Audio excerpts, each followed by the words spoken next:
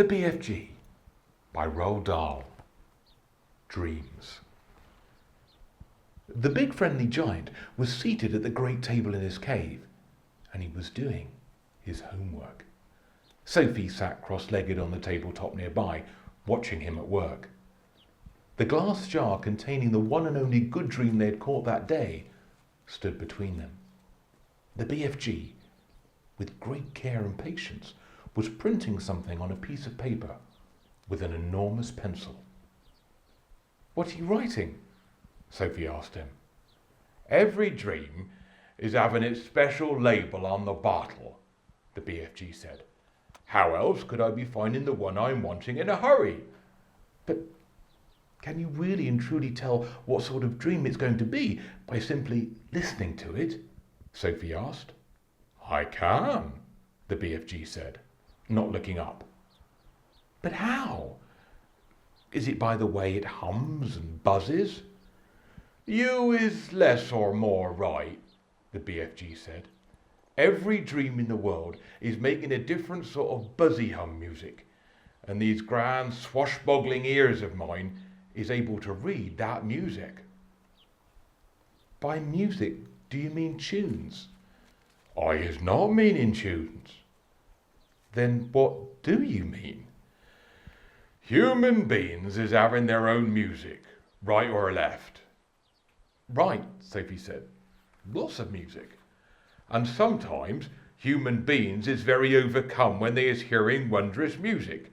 They is getting shivers down their spindles. Right or left?" "Right," Sophie said.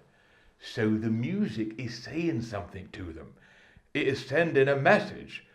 I do not think that human beings is knowing what that message is, but they is loving it just the same."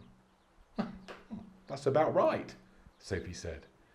"But because of these jump-squiffling ears of mine," the BFG said, "I is not only able to hear the music that dreams is making, but I is understanding it also."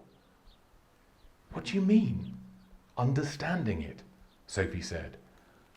"I can read it," the BFG said. "It talks to me.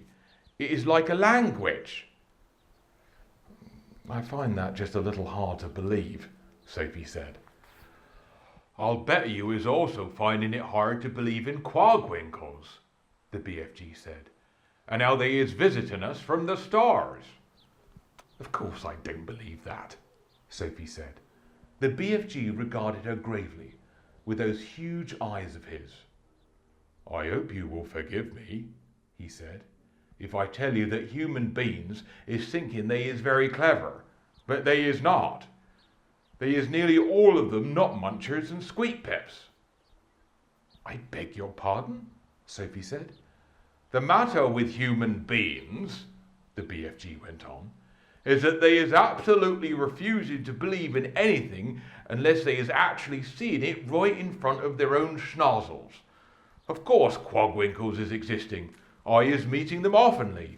I is even chittering to them." He turned away contemptuously from Zoe and resumed his writing.